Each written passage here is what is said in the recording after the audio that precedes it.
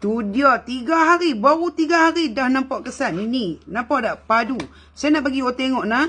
Bagi yang tanya saya. Apa function dia? Dia bantu untuk kulit kita yang kusam, jeragat dan melasma. Dan itu teramanya sekali siapa yang kulit kering.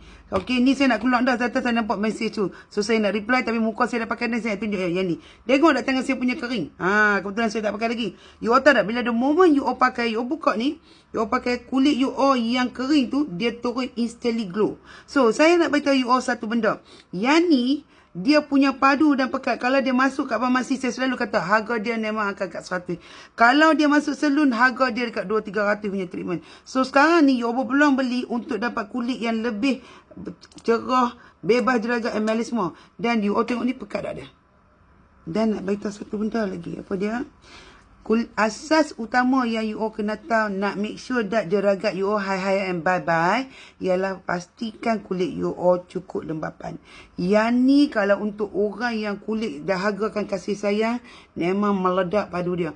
Sehari pakai berapa kali? Kalau dah kulit kita tu dah ketandusan kasih sayang, pakailah sehari 2 kali. Jangan duk kedekut pahit pasal apa dia tengah bagi harga promo. Saya masa mula-mula beli produk ni demi Allah saya beli.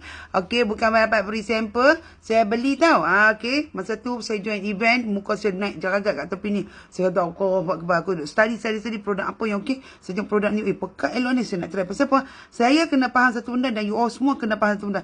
Asas kepada kulit yang kering ni adalah, kulit jeragat ni adalah kerana kulit kering. Okay, so kalau you nak make sure that kulit you all lembab, melawan dengan jeragat, dia kena cukup moisturizer. So saya pakai dia. Rupanya lepas pakai dalam seminggu, saya sudah nampak dah jeragat saya lighten. So bayangkanlah, bukan saya seorang cakap. Tengok ni, dah baru pakai 3 hari dan nampak perubahan. Kalau 3 jam nampak perubahan tu, dia panggil dia salai muka. Ni 3 hari dah nampak. So, hampa tunggu apa, cangak apa lagi? Yang ni harga tengah duk murah. Raya tahun ni kita nak kulit yang lagi cantik, bebas jeragat. At least sekurang-kurangnya. Tak payah lah jadi tepung gaduk dah pakai. Bedak, concealer apa semua. Saya tak pakai dah concealer bedak semua. Still baru pakai malam ni. Alright, dah pakai yang ni di beg kuning sekarang. Kenapa? Kita nak raya tak lama lagi. Supaya kali ni raya kulit kita. Bebas jeragat. Yang best sekali pakai kulit boleh nampak glowing. Alright. Dah pakai di beg kuning sekarang. Assalamualaikum.